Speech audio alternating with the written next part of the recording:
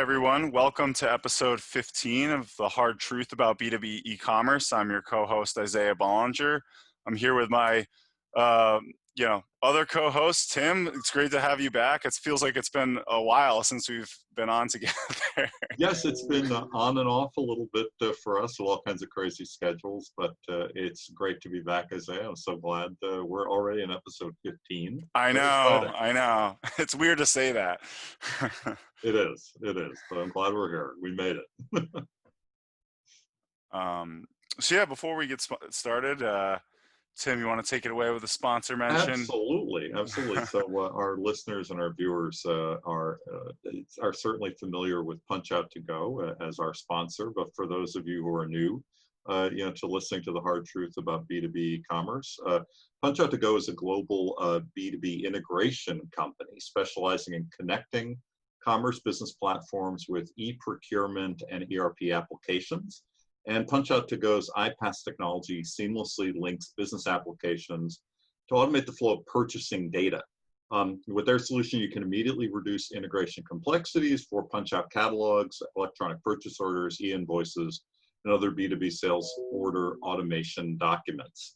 So thank you once again to our sponsor, and we welcome other sponsors for anyone who's listening out there.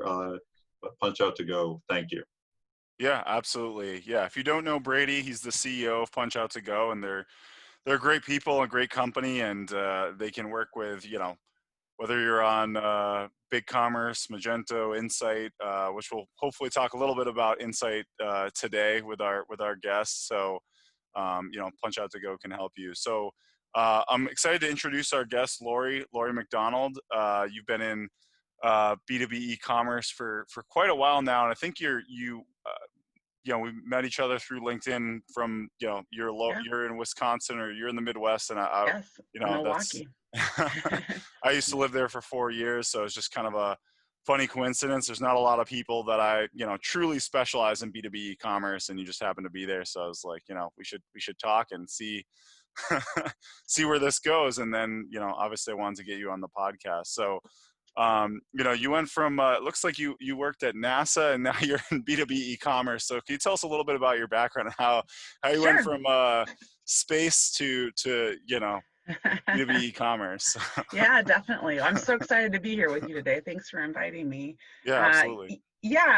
So I went to Purdue in computer electrical engineering, and through an internship, I ended up at NASA Johnson Space Center, where I eventually worked as a flight controller for the Space Shuttle program, which was an amazing experience. I actually ended up meeting my husband at NASA. He also went to school at Purdue in engineering, also was a part of the same internship program at NASA, and was a flight controller there. Yeah. And when we graduated from college, he ended up going to work for Rockwell Automation. And we were living in Houston, Texas, and I was working at NASA. He was working for a Rockwell field office there. And he eventually had a promotion opportunity to Rockwell's headquarters here in Milwaukee, which is how we ended up here. And I grew up in Michigan. He grew up in Chicago. So it was closer to home. And we relocated here in 1998. And I was trying to figure out what could be as cool as space. And the web was kind of in its infancy in 1998. And so I decided to start a web development company. Yeah, so with my husband's experiences at Rockwell, where he managed their largest data warehouse, their point of sale database, he had a lot of experience working with distributors in the B2B space. And so as a company, we developed a niche in B2B e-commerce. And he left Rockwell 9 years ago, and now he leads our development team. Oh, so, yeah, wow. It's been a fun journey. I didn't realize. So you're essentially a family business from that perspective. We are. Then. Yeah. Oh, that's cool. That's pretty good. You don't see as many of those these days, which is kind of a sad thing. But one of the things that I find interesting about B2B e-commerce is a lot of these companies are family, the last family, those true family businesses that are still alive, and most people haven't heard of them because they're kind of like manufacturing and distribution. So they're not like a brand name that you might know. Right. Yes, definitely. So that actually kind of brings up our first, topic that we wanted to get into. So obviously in B2B, most of that is manufacturing or distribution, some sort of variation of that usually. So what are you seeing in those markets? Maybe let's talk about each one a little bit and kind of what are some of the things that you see if kind of happening in 2020. I think a lot's been going on in 2020 that's changed people's minds about how to approach these things. Yeah, it is so interesting. I mean, as you mentioned, a lot of the companies that we end up working with have been in business for 50 or 100 years, and many of Mm-hmm. them either were family owned or are family owned. Yep. And so, there are several instances of companies out there who already are doing digital commerce in some form. Many times it may not be the best user experience and is in need of some improvements. What's interesting is a lot of companies that have made investments in digital commerce, in manufacturers, distributors, they're seeing that's really their lifeblood right now. That's what's saving them. Yeah. And that's where they're seeing growth. For organizations that have something out there, but maybe it's in need of some improvements, we're getting a lot of inquiries from companies who see that as a strategic path for them, that's the way they're going to grow. There's just a lot of interest and recognition of that being important. There are still companies out there who haven't made that transition. And I'm sure you've experienced this. Yeah, absolutely. There's, especially 10 years ago, there was, and, even today, there was a lot of skepticism around our customers don't buy that way. There's typically a lot of priority on sales rep relationships Yeah. and the complexity of sales and how that maybe doesn't translate as well to digital. But I think more and more companies are recognizing that that's going to be a critical aspect of how they grow.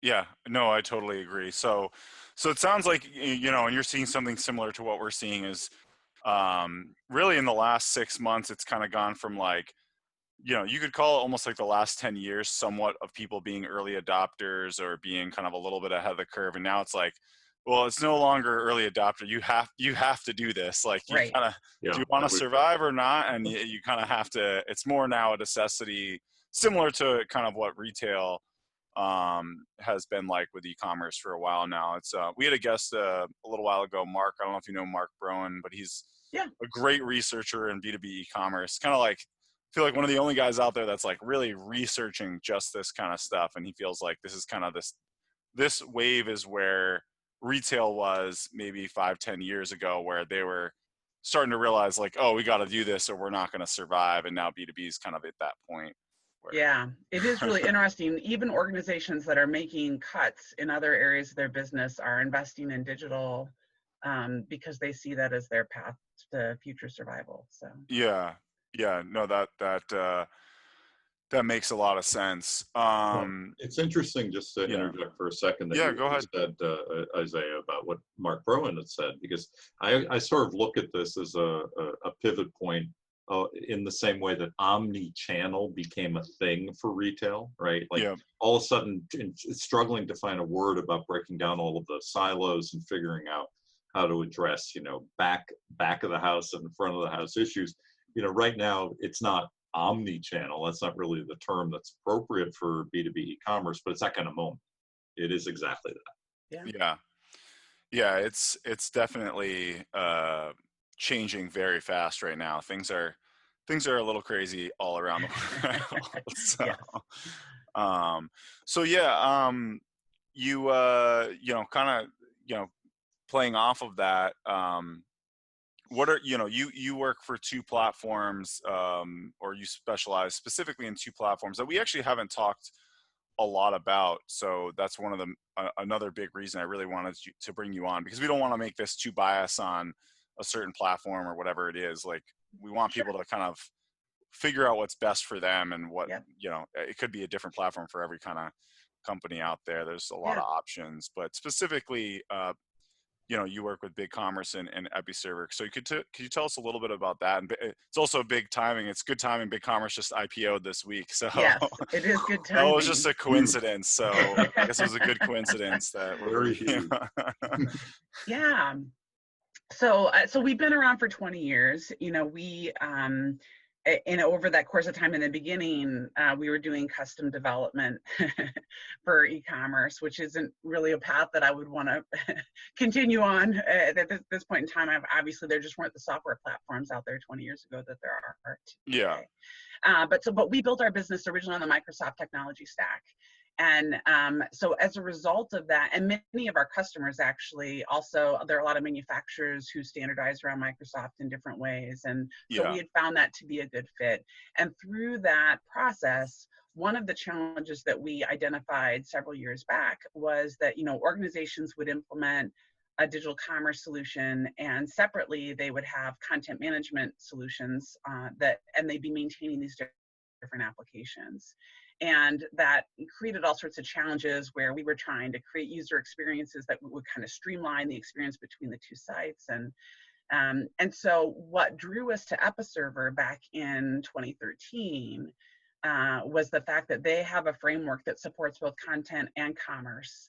And they also have some really great personalization capabilities. It was really attractive. And on the .NET technology stack, they weren't so well known back when we started working with them, because they were more that, they are founded in Sweden, and they were more well known in Europe than they were in the United States. Really strong platform. They've grown quite a bit. They've had several recent acquisitions. One last year that's very pertinent to the B2B space is Insite Yes. as a platform. And so Insite has a lot of strengths, and now Insite's been rebranded recently to be the Episerver B2B Commerce Cloud by Insite. So they're rebranding that under the Episerver name. And now there's a lot of shared capabilities that are both, some are already available and others on the roadmap between how some of the functionality is being shared between the Insite code base and the classic Episerver code base. But Insight's capabilities, where Insite is really strong, is that it has this a great wealth of pre-existing, pre-built B2B e-commerce functionality that's already there. It's also on the .NET stack. That really is configurable. Like, you can set up the site through configuration, and Episerver has a lot of strengths, but can be pretty labor intensive in the beginning when you're setting up an Episerver site. Gotcha. So Episerver has stronger content management features and personalization features than Insite. Insite will get you up and running faster with more B2B e-commerce functionality than the classic Episerver. Could you talk a little, what for people that, because I think that's one of the things that a lot of people don't know, and even people in B2B don't know, is like, what does that actually mean? The different, these B2B features. Sure. Obviously, with like a Shopify or even, BigCommerce, you historically think about, consumer, login, add to cart, buy, pretty straightforward stuff. Yeah, definitely. So I mean, where B2B features, and when you think about Insite and the power that's there. So, I mean, for one, Insite has some really strong, they have an integration framework that has pre-built integrations with several ERPs. And integration can be a real, I know I'm sure you're familiar with this, can be a really expensive piece of an implementation project. Sure. So to have especially those, in B2B. Yeah, especially in B2B. So to have those pre-built, that's amazing.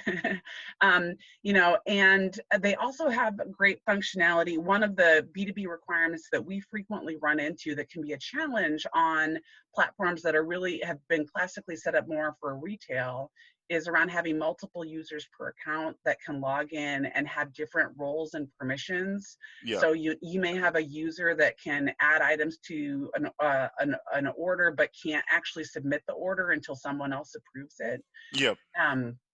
Or you may have, in B2B, it's not uncommon that you may have like multiple users who can log in and see each other's orders once they're placed, or have shared shopping lists. So those are the types of features that are already pre-built in Insite.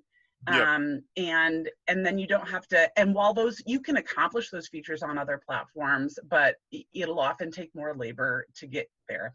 Yeah. So a lot of more of that corporate accounts Yes. kind of functionality is what I call it, that, approval workflow, budgeting, more of that corporate buying experience is built into Insite, whereas consumer platforms like Shopify probably don't have that out of the box. Right.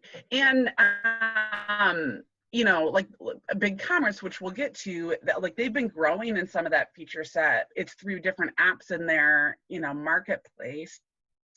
And so you can get there, but it becomes a little bit more limited when you think about how all of the apps are going to work together.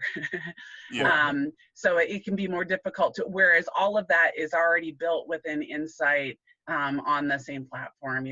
They also have requests for quoting functionality and a lot of other really great tools. Insight's done a great job of listening to their customer base. Their focus is totally B2B e-commerce. And so they have a really high customer retention rate and are listening to those customers in terms of adding new features. I mean, Gotcha. one thing I would add too is that, in my experience, and this I think is, again, people who are familiar with B2C don't think about this as much, but just the idea of having different payment types from different sources within one order, because the order could be, let's say it's hundreds of thousands of dollars, and having multiple layers and layers of payment, but also just, instead of the addition of like buy online, pick up in store, or pick up curbside, which you can do through so many people now, instead of just getting something shipped to a location, you're picking up from a distribution center, or you're having your own trucking company somewhere get in the middle of this and bring split Right. orders into a variety of places. So you really have no way of doing that easily through something like a Shopify, right? I mean, so Right. it's just very important for people to keep that in mind. Yeah, and other things that are more challenging in platforms like Shopify or even BigCommerce is displaying orders that have been placed not through the digital commerce site but offline, but you still want to show customers their total order history. Mm-hmm. Those things Yeah. can become more challenging. And that's where, having platforms like Insite and Episerver can, are better in terms of enabling a more full picture view of that customer's experience with the company. Yeah, no, totally. This is great insight for our listeners into, world that me and Tim don't have quite as much hands-on experience. So, yeah, I'm glad people get to hear from a true expert in this space. So, I'd love to hear more about your opinion on BigCommerce. I'm Yeah, really kind of bullish on them. Excited about the IPO. I actually bought some of their stock because I was, nice. with Shopify. So I was like, I can't miss out again on this this train. I mean, I did a little well with Shopify, but I don't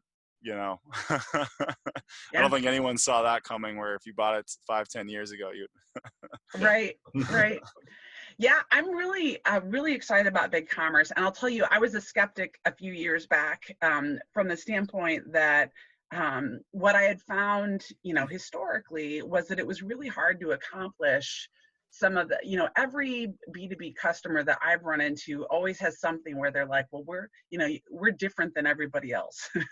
Like we have our They own always, custom business yeah. rules, and in some aspects, there often are some things where the way customers currently buy from them are very different and unique. And so it's either a matter of figuring out how to help them change their processes so they can be a little bit more standard, or figuring out a way to recreate that. And so it is very common that we end up customizing platforms or extending platforms. Episerver is very extendable. There are ways to extend Insite.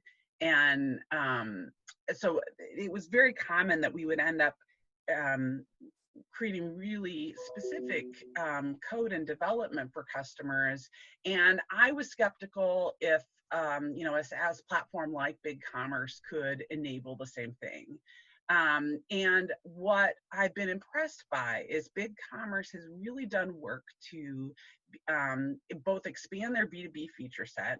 So they do some things that are really important from a B2B perspective in terms of enabling customers to see their specific price point per product, per account, and having that same experience you can use the same site for retail and B2B, and having different customer levels. You can set up, draft orders that can be sent out to a customer that they can approve and check out with They've got some really nice apps around request for quote with Quote Ninja and Bundle B2B for the multiple users per account. And so they've just really been building up their ecosystem around B2B and made that a priority as an organization.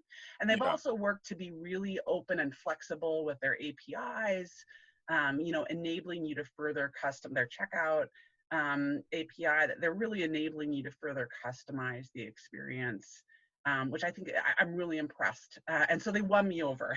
Yeah. You know. I think they're in a unique position because one of the challenges that we see in B2B e-commerce is, typically a thing like Shopify doesn't work. I mean, we actually have some customers that are actually pretty successul with Shopify that do B2B, but they Sure. have a pretty strong B2C component. So that's why that makes sense for them. But, a lot of your, typical B2B customers haven't really worked very well with a SaaS platform. So they end up going with, the Episervers, Magentos, Hybrises, and they can be pretty expensive and time consuming and costly for them. And then they struggle because they just struggle to get over the hurdles. And BigCommerce is a true SaaS platform. So if they can kind of give you the SaaS value plus the flexibility that they need to kind of customize and meet their quote unquote very unique needs, and they really are in a unique position to be pretty valuable in the market. So it's gonna be exciting to see how they continue to improve now that hopefully they should have a lot more money after this IPO. So definitely. Well, and the one area where to me BigCommerce isn't as strong is in terms of content management. But they have released some new page builder functionality that really helps in terms of creating drag and drop content pages, which is nice. I would say that's still not as strong as Episerver by any means, but on the flip side, they're at very different price points to your other points. And now BigCommerce does have a lot of capabilities in terms of headless, to implement with other CMSs. The challenge there is when you're looking at headless implementations with another CMS, that can get pretty costly too. For sure, yeah. So those are all just trade-offs to consider in the process. But what I love about BigCommerce is for a company that might be looking for a lower cost entry point into e-commerce, it can be a really good way to get started and grow and scale over time. Yeah, absolutely. Tim, so we've talked a lot about some of the details of the platforms, but I know you like to get into what actually matters, and that. I want to talk about what matters now. Well, at the end of the day, a platform is just a vehicle, right? And we need success, right? Exactly. I mean, and our listeners know this, but I'll say this, to you as well, is at core, I think all of us really have to be marketers and salespeople and all of these things. And no matter how technical we are, in implementations or all of the rest, because if you don't understand what the big picture is or what people are trying to accomplish, it's just not gonna help. You could be a $500,000 Band-Aid on a problem, right? So absolutely. So where I'd love to go with you just for a few minutes is really about successes and failures. What helps a B2B e-commerce venture be successful today, and other than just money, let's say, right? I mean, it's not just money. What helps them be successful today? Yeah, I think that's a great question. And to your point, regardless of platform, there are absolutely some things that are important. One is really, I think, mindset around continuous improvement. Ongoing investments. I think organizations that think we're going to invest in this and we'll do this project and we'll be done and we'll have accomplished our e-commerce, that's the project we're going to accomplish in this quarter or in the next 2 quarters. That's just not a great way of envisioning this, because you're competing against Amazon Business and Grainger and I'm sure you've had this experience where someone it's frequent in our world that we get a call and someone says, I don't need anything all that difficult. I just want the same thing Amazon has. Like, well, do you realize how many resources and people they have? Just give me $1.5 trillion and we'll buy them or whatever. We'll be good. Yeah. But in addition to the investments that have already been made by those organizations in their experience, in that online experience, they're also continuously rolling out new functionality, testing and measuring. And so to me, one of the aspects that really lines an organization up for success is just an expectation that we're not going to do this and be done with it. We're gonna start it, and then we're gonna have an ongoing process to continuously improve. Yeah, I mean, I would just echo that.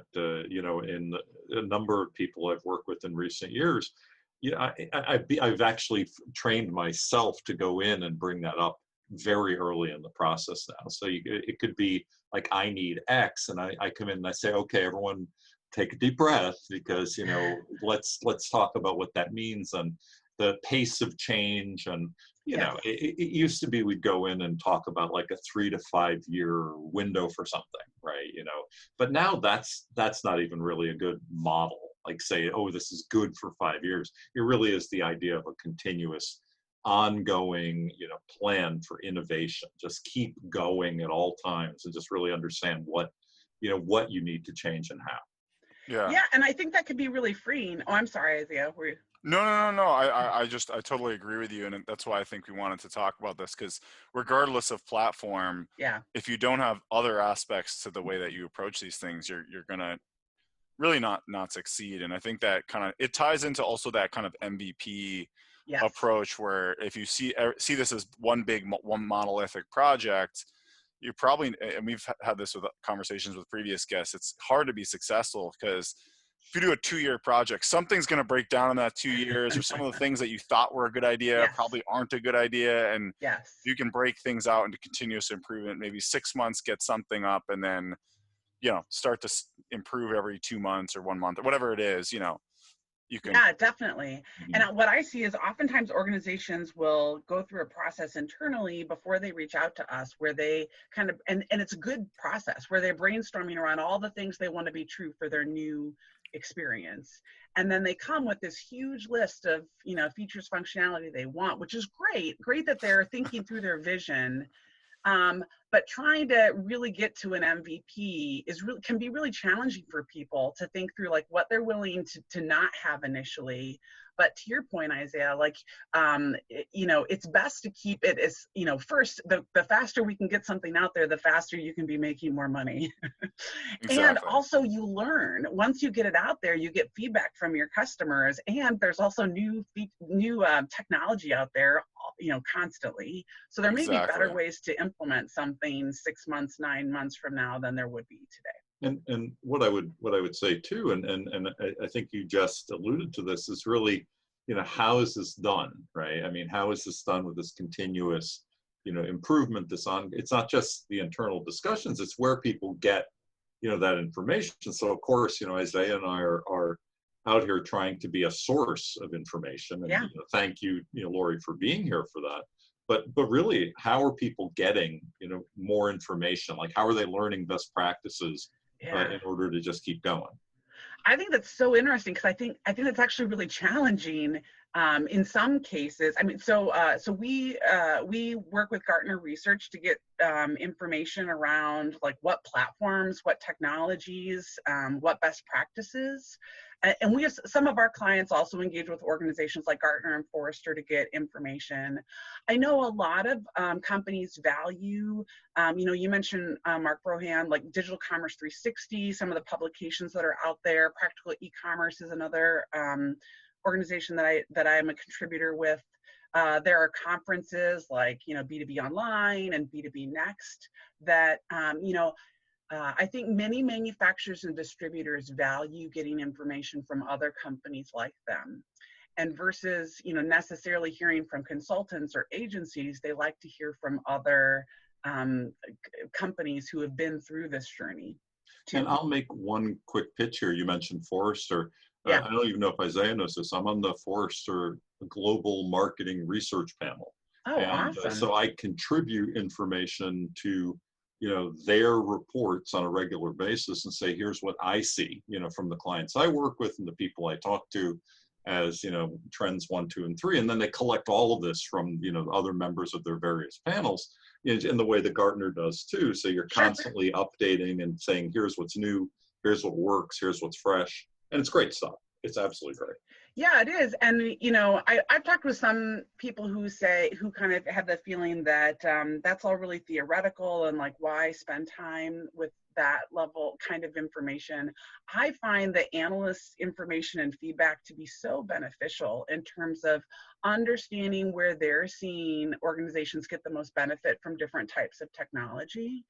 Yeah, I just think it can help you to ask and consider really good questions when you think about the fact that the field that we're in is constantly changing. Everyone is learning. We're all learners in this process. Absolutely.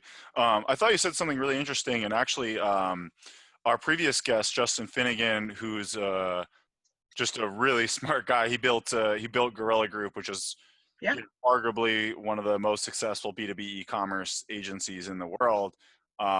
He recently moved on to actually on the software side, and one of the things that he said, and I really it really resonated with me, is that B2B agencies like Trellis and you guys at Brilliance, like we should be helping them with their processes and thinking through like not just the platform and the tech side, but helping them maybe reset expectations on scope, or simplifying their MVP, or maybe helping them adjust processes. But one of the things that I thought is a challenge is that, like you said, sometimes these manufacturers and distributors don't want to listen to people like you and me, because I think it may be a cultural thing, or they're still not used to listening to the e-com provider as someone that might be influencing processes, because typically they're used to talking to maybe their ERP provider, or a different kind of consultant who's helping them with their processes. And now it's like, hey, you're just my e-com guy. Like, how do you know how to like run my process? So I think there needs to be kind of this, like you mentioned, the cultural shift with the MVP, continuous improvement. I think there also needs to be kind of like a culture shift with like bringing in the e-commerce consultant as part of the process decision maker consultant, so that it's all unified with e-commerce. It's not just like putting old processes into a new technology. Right. Yeah. And to me, I think that comes down to like trust in some sense. In a best case scenario, we want a situation where the customers that are working with us, the companies that are working with us, trust us as almost a member of their team. And vice versa, where we both feel like we're working towards our own like shared best interest. And when I run into situations where companies may be unsure about how much to let us give input into what may be in their MVP, I think it can be helpful to give examples of how we potentially can help save them money or time by looking at things a different way. Ultimately those things tend to get people's attention, but I think it can be hard. The reality is, and I'm sure you've experienced this as well, we've inherited and taken over projects that were started by other agencies that didn't go well. And so I think it can be hard for companies to trust an agency or a vendor, because a lot of them have some experience in their past of projects. And you're oftentimes not their first or even second vendor. Right. And they've already kind of spent money, and they've already struggled, and they haven't seen a lot of success or results. And so they're kind of skeptical to start the relationship's already kind of skeptical to begin with. So I agree. It can be very hard to win that trust. Oh, I agree. I completely agree. One of the things that I came up in a conversation with a client recently was, even just the term agent is something that, or for agency, is really something that probably has to change, because, think of real estate agent, insurance agent, all of these different type of agents that are intermediaries instead of being like in the weeds, right? There's something about that, the idea of agency, right? So, you have to say, no, we are in fact experts, and we have experts on our team, and we've been there, done that, right? So it's not like there's this layer and layer and layer of, I will hook you up with person X who is a contact, right? It's a very different experience today working with a great agency like Trellis or like Brilliance, right? It's just it's not the same. So those terms are kind of like, we're stuck with them. So it's Right. kind of like being a blacksmith shop or something. It doesn't Yeah, it's funny you say that. I exactly. think maybe it probably came back to the early days of when they would be agents for media spend on like TV. Hmm. Yes, And that's almost we're as not, no true. one's really doing that anymore because you're really in the weeds. Like we're doing the work. We're literally in the systems, Oh, Yeah. programming or whatever it may be. We're basically part of, like, the way we kind of pitch ourselves. We're like an extension of their team. Like, we're a lot of times we know more about what's going on than they do. Yes. Yeah. Yeah. exactly. Yeah.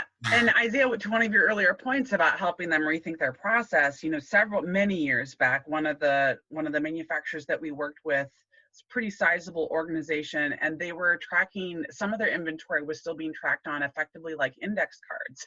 Oh my And God. so, we had challenges where, That's great. they wanted to be able to display in availability online, but like they just didn't really have it in anything that we could integrate You to. could And flip the card Yeah. up and show an image of it. um, so many times, and that's a pretty extreme example, but there are others where the conversations that we're having around digital commerce influence conversations around how do things need to change internally. And where we can say, hey, here's how we've helped other organizations who, like, maybe you don't have the time or money to totally solve that problem right now, but what are some other workarounds Yeah, that that's a we could? great example of, like, sometimes the problems are expensive to solve, but maybe there's a workaround or there's a short-term solution that'll get them started, the MVP, and then they can do the long-term solution later on when Right. they're ready to afford it. Yeah, like in their case, we basically said, okay, we're going to assume things are in stock, except for the things that, they basically developed a process to figure out how to mark the inventory that was low and integrate that with the e-commerce site. And that was how we needed to start. But it drives conversations about process improvements internally. Yeah. So as a segue from what we're talking about here in success and failure, we're talking about, again, learning from others, right? Learning from, what works. So what can B2B learn from B2C? Hmm. Or is that even still a valid topic? I think it is, but what do Oh, you I think it is too.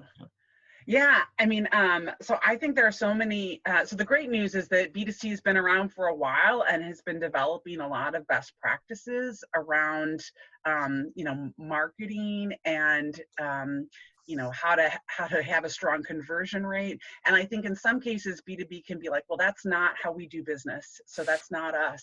But there's so much they can learn. If you go to Etsy, which, is very consumer focused, they have a great use of product reviews. They have product overlays that say free shipping and bestseller. And they even have, notes that say only 2 available, and, it's in more than 20 people's carts, which that might be a step too far. Most B2B organizations, I think, might not think that's their style. But, New Pig is an example of a B2B site that I love as an example. I love to look at because they incorporate many things that you might classically think of as a more B2C experience. They do a great job of using reviews and product overlays and abandoned cart emails and subscriptions.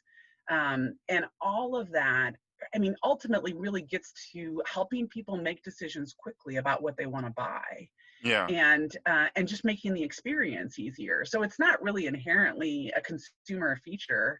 We're just more used to it in a consumer experience. Well, even, and I'll let Isaiah continue this because I think he was about to say something. I think that the big thing that can be learned is that they're setting the expectations, B2C. So, because people think, oh, B2B is different. It's like, every B2B buyer is a consumer, right? Like, Right. everyone Yep. and We're all people. now, especially I think with coronavirus, I forget what the numbers are, but they say like it went from like 15 to like 30% of e-commerce for retail. So some massive jump, right? Where Oh yeah, now, huge, huge.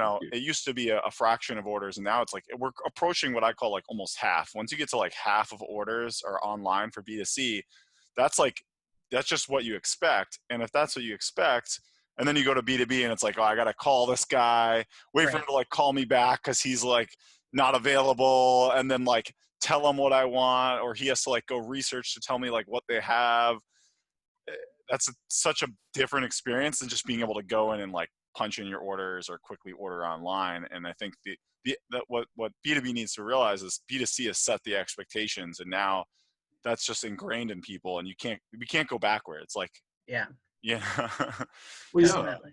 Yeah, and what I was just going to add to that too is that it does come from weird angles sometimes, places you don't suspect. So of course, you know, the COVID-19 crisis has changed everything Yeah. for people in B2B and B2C. But even you know, I was saying before we started recording, you know, our listeners should know I was through this tropical storm that came through recently. I live in the New York area, and one of the things that came out of this, I was specifically talking about this morning with a client, is that you know, like a tree trimming service or a generator business, you know, a lot of these businesses that do a lot of B2B, you know, how are they found, right? I mean, how are they found? And it's no longer just even the simple, like Angie's List, like look around and see if you could find it, or the Home Advisor.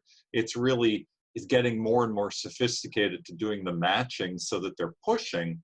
You know, so I actually got emails saying, you're in an affected area for the storm. Here are 3 different categories of service provider. Are you interested? Are these things that you need right now? And it has such a great B2B application when you think about this, like how this could work. And so anyway, I just wanted to bring that up because it's hot, it's happening at this minute. And this is the kind of stuff you can pick up on and make it work for you. Yeah, yeah. I mean, to that point, I think many B2B organizations really underutilize email marketing. You know, they have one of the benefits. There are a lot of things B2B companies have that B2C companies don't have as much of, which is B2B companies tend to have a lot of information on their existing accounts, like this wealth of past history on their accounts, and they can use that information to communicate with them in ways that are really relevant. And bring them back to their site to place more orders. So yeah, and Isaiah, back to, you had made a comment about how you know, B2C experiences set expectations for people. Some of those expectations that you were commenting on are related to how quickly I can place an order. Yeah. One of the dangers I see, or I don't know if dangers but like downsides, a lot of B2B organizations want to have a process where for a new customer, because they're used to having a process to intake a new customer where they approve an account and they assign them a sales rep and they give them special pricing, where they won't allow people to place an order until someone reviews the account. And so, you know, someone will come to the website, they need to fill out a new account registration form and wait a few days until somebody gets back to them. Like, that's not a great experience for people who are used to being able to place an order right away, you know? And I think, Tim, you've brought this up. I think a lot of the B2C companies that are doing B2B have kind of an advantage here, and companies like Wayfair, Amazon, Lenovo is actually a great example. We and Apple, but I really like the Lenovo experience because we, you know, a few years ago we started buying more laptops for employees, and obviously realized like, hey, we should probably get a B2B, like get a discount here. And Apple has kind of more of that like kind of more of that traditional experience where you have to like talk to someone and get like a corporate account. But Lenovo, what they did was pretty cool is I think, and I don't know if they really do a real-time lookup, but basically I created an account online, a B2B account. Like there was a form like, are you a business? And they verified me online like instantly, and I got a discount and bought instantly. So like literally instantly I was able to get that discount. Yeah. Yeah. I've seen organizations, we have some of our clients who use an API lookup to basically do an initial, you know, set of pricing and approval. And then maybe they get a sales rep involved later to figure out if there's any further, you know, work that can be done to customize the pricing or approach for that client, but get them in and allow them to start placing that order right away. Yeah. What's also interesting, and again, these are things that I think are just happening very, very recently, but for American Express business cards, right? A lot of businesses, you know, use those, and American Express now has all of these programs where that's all you need in order to like get listed as a business, to get a business account set up, you know, for a bunch of B2B providers. Is, you know, it's like the first question is, do you have an American Express, you know, business account? Enter that information, okay, you're set. Right, and then you just continue at the next steps, and I think that's also a nice simplification. Yeah. Yeah. There's also organizations like Approve that do, credit approvals in real time for organizations and will automate their Absolutely. accounts receivable in B2B. So yeah, there It, are a lot of it's really great technology it's so options. funny you just mentioned them because we really need to get them on as a sponsor. Hopefully, We do. hopefully they listen to this. And I Hello, actually, approved. Hello. yeah, we actually know Hello. their CEO because I remember when they first started out, and I think they've done a great job evolving, and they're really in the right space. And I think they're a really underused platform. Like, Yes. not very many businesses, obviously they're growing, and you don't want to discount how well they're doing, but I think there's a lot of people that should be using them that are not using them right now. Yeah, I agree. Well, So you're right. And also on the consumer side, you have Affirm and you have Afterpay and you have Klarna and all of yeah, these Mm-hmm. great resources, but on the B2B, not quite as much. And that's something that's got to change. yeah, yeah, absolutely. Well, that's why Approve is out there and in a great position. Yes, I agree. I approve of Affirm. So, you know, before we run out of time, I want to talk a little bit more about the differences. So we talked a little bit about what B2C, B2B can learn from B2B, but what are some more of the common? I think that from my perspective, you're starting to see some sort of commonalities in B2B e-commerce that are Yeah. different from B2C, like this corporate accounts, Yeah. order approval, multiple payment methods, like Tim mentioned, where like maybe someone wants to do a purchase order or they have like a credit limit, but not everyone has that same credit limit. So it's personalized a little bit. Yeah. What are some of the B2B features that you see are, common that, aren't this I'm different from everyone else in B2B? Sure. Yeah. Well, so some of them, I mean, you hit on some of the big ones in terms of, that account structure and hierarchy. What can be really interesting about that is it can have different levels of complexity depending on the organization. So Yeah. sometimes even beyond just multiple users for an account, sometimes there are different they may have different divisions or departments, like there's this hierarchy within an Yeah. organization that has to be managed, and you may even have a corporate level that needs to be able to view reports on all of the orders being placed. So the more, I mean, that's one of the things that Amazon Business and Granger, like that they do really well, is that they they make it easy for you to gain reports and information at a corporate level that helps to manage your buying process. And why, your sponsor Punch Out to Go, I think Punch Out is a great also solution in a B2B from a B2B perspective, in terms of effectively just making it easier for purchasing departments to buy. Yeah. And so that's really where things get important in the B2B space. Getting rid of some of that double entry. I just had a conversation the other day where you can build a great site, but companies might not want to order because if they have to go back and put it into their systems a second time, they're like, oh, this is kind of like annoying and not really saving me any time. So Yeah, definitely. And other things I would say, search and how products are displayed. To your point, I think there is a lot of growing commonality in, like faceted search or reductive navigation is something that you see that in B2C as well, for sure. But how it's done in B2B, you usually will have different, very custom attributes, in terms of, it'll be different for the products that you're looking at, depending on how you want to narrow those products.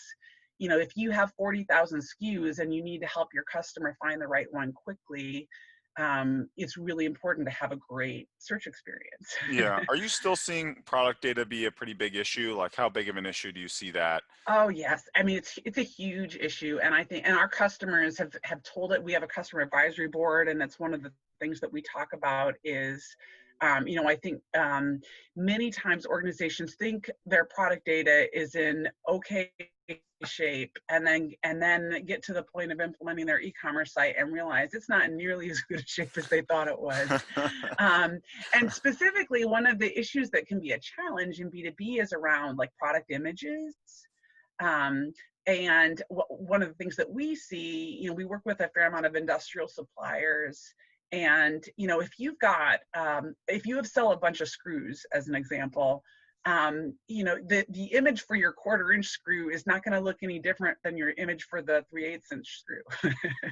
And Yeah, so they so have like a bunch how, of the same images across 50 right. products, and yeah, Right. You yeah, don't want to have a search that shows a page that all has the same picture. That's just not a really great experience. And so I'm thinking about then how you're going to organize the product data for it to be, and that might either be just changing how it's displayed, or it may actually be at a data level, you're changing how it's organized. yeah. That's a great point. And Um, one thing I would just add too, and I'm really going to forget the name of the company that I heard of that first did this, but it's kind of a real size technology that was made for B2B. So as you're saying, you have all of these things like pieces of hose and screws and wires that often look the same, but there's no perspective. And Sure. so it's almost like all of those programs for home design and for art, where it says like, here's the person next to the art hanging on the wall. So you see the perspective. They do that and they put it basically next to rulers if it's small, or next to something larger. So Yeah. everything has an image, but it's just shown in real size. So you can just, it's an Nice. easy way to solve this problem. And I think it's pretty great. Yeah, yeah, yeah, which reminds me of, I mean, we see more and more companies moving towards creating configurators of different, in different yeah, forms. And in Yeah. some cases, those configurators can have a visual element to kind of building an image around what someone's purchasing. The other thing that we see is when customers have like parts diagrams that they may have had for years in their manuals, giving a process where someone can like click on the part that they need to reorder and purchase that. yeah, So yeah. yeah. There's definitely some kind of cool, B2B stuff coming out there with these like things that you could integrate into your site, like these part finder solutions or diagram type solution, like interactive Mhm. diagram part finder solutions that we've been finding that companies are starting to find, and then they're like, hey, can you integrate this into our site? Yeah. Yeah. So it's still kind of new, but it's getting there. I wanted to just touch on the integration side, because we talked a little bit about that. And some of the challenges of platforms, and why Insite can be really valuable, because it has some of these pre-built integrations. And I think that's been a big hurdle for a lot of companies, and there's still a lot of companies that I think are still on. We work like quite a bit with the Infor community, and they Sure. had their own Infor ecom platform that's now kind of discontinued. And companies have a hard time making the switch because they might have been on a system that's built into their ERP. Yeah. And now it's like it's a whole different mindset to have a separate e-commerce platform that has an integration, because this real-time integration, I think, is a lot more complicated than people think. Yeah. Yeah. It can be really complicated.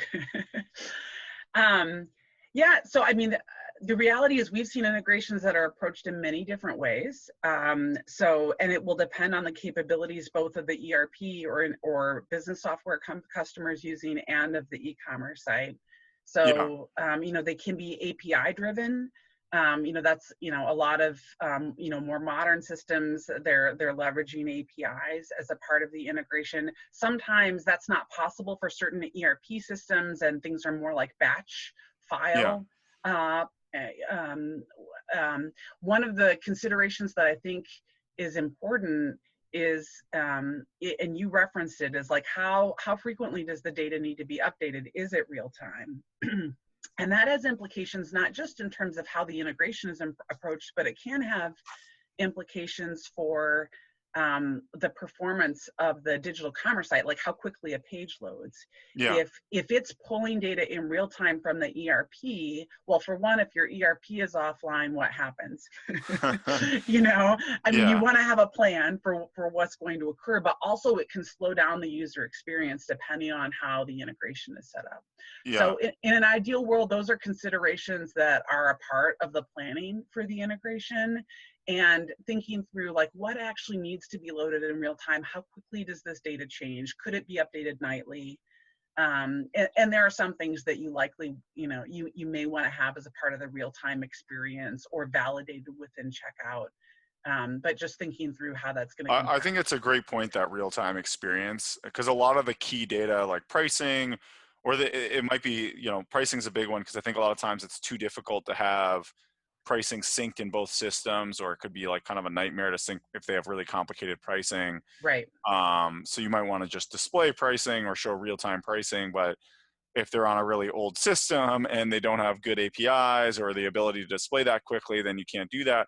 So I think that that's a very like kind of underappreciated or under thought about problem, where a lot of these companies think that, oh, you know, we need to catch up, so let's go build a new e-commerce site. But it's like, well, actually your ERP is 10 years old or 20 years old. And if you don't solve that problem or figure out some ways to modernize some of the key aspects of that, you're never going to have a good e-commerce experience, because you can't get the data in there in real time, or there's going to be some issue there where they might be thinking about the problem the wrong way, and they might actually be better off focusing on the ERP side first before they do the e-com project. Yeah, the challenge that I see, we have organizations who like recognize that issue and say, so what do you think? Should we do our ERP upgrade first and wait until later? The reality is that sometimes an ERP upgrade can take years. I know. And so do organizations have the luxury of waiting years to improve their digital experience? It's a great point.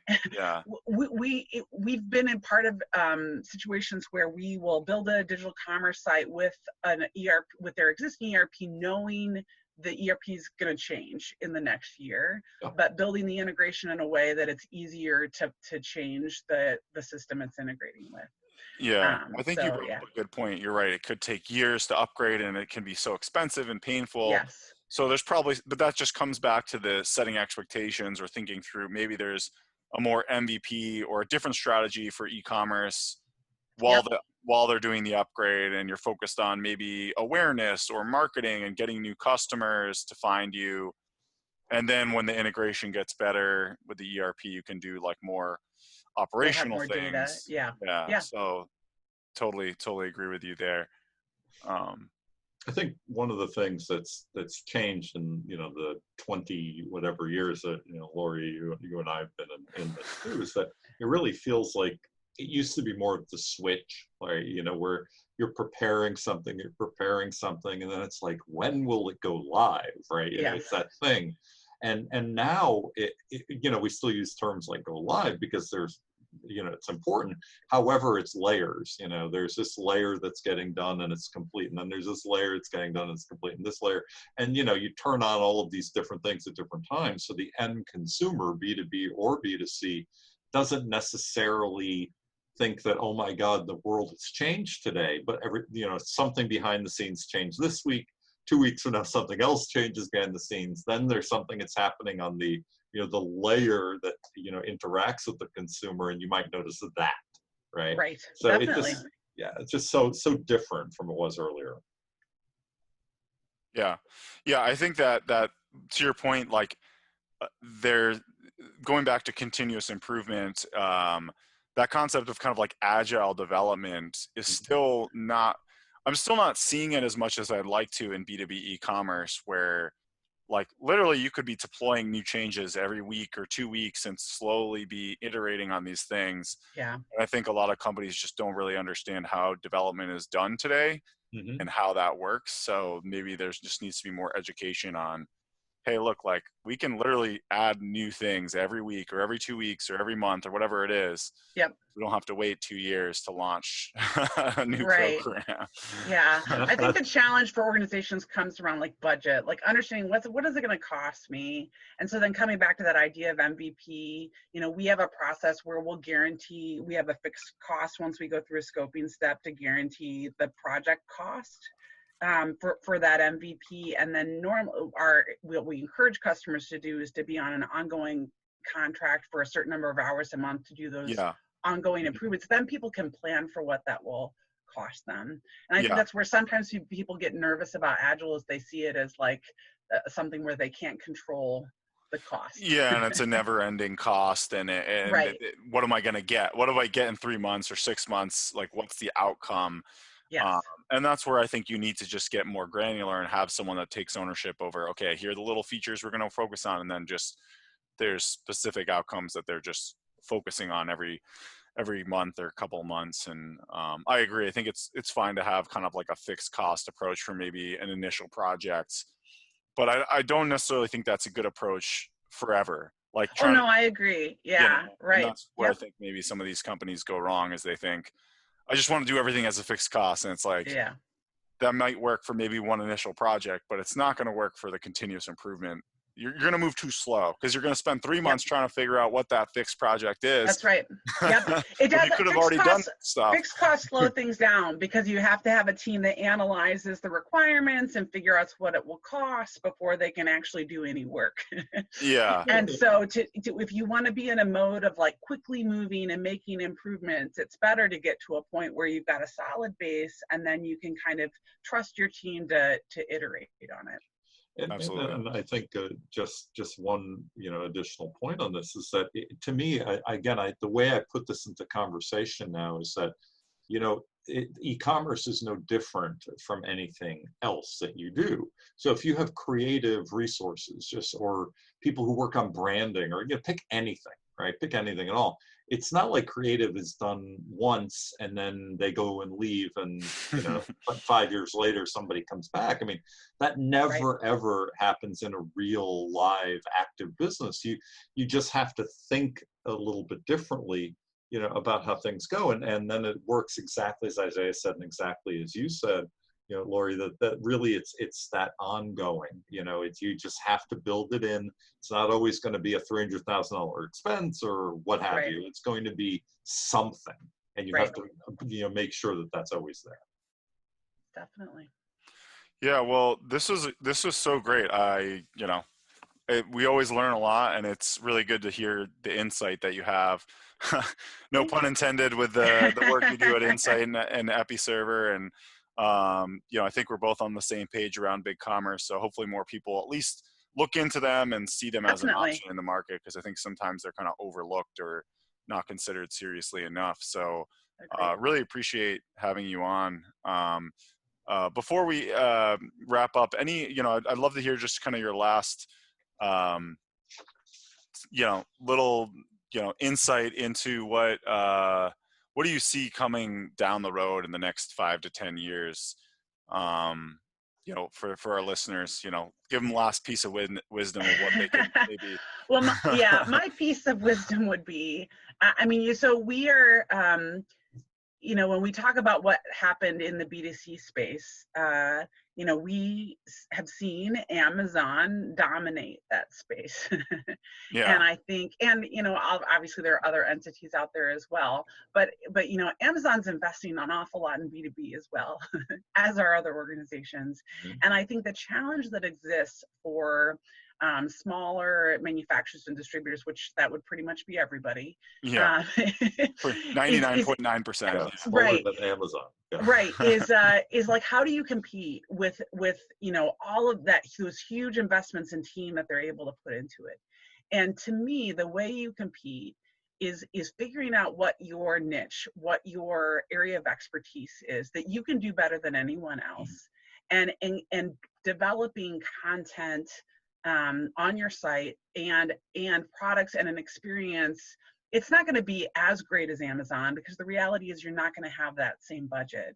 But I think you can get close by demonstrating how you can solve customer problems and give them information that's helpful to them. The reality is Amazon has a huge number of products, but isn't nearly as good at the specifics of solving a problem that a certain customer has. And to me, that's how I think that's small great organizations advice. win. Yeah. Yeah, and historically they've been doing that, but I think now it's like this decade, instead of doing it on the phone or via fax, how do you do that online for that specific niche of problems that you're going after? And I think as a part of that, like there's machine learning technology coming out to personalize experiences for customers. Episerver's made some really interesting acquisitions there, from like content recommendations and product recommendations. Those are the types of things that I think are going to increase in importance for organizations. Absolutely. Well, thank you so much. I hope that gives some people some inspiration. There's hope against Amazon out there. Yeah. You gotta develop your niche. And thank you so much for coming on. How do people find you before we wrap up? Yeah, well, brillianceweb.com is our website, and you can find me on LinkedIn at Lori McDonald. So awesome. Thank you Pleasure, so much. Lori. And thank you. Thanks, Isaiah. Thanks, Tim. It was great to spend time with you. Yeah, Great discussion. absolutely. Thanks, everyone.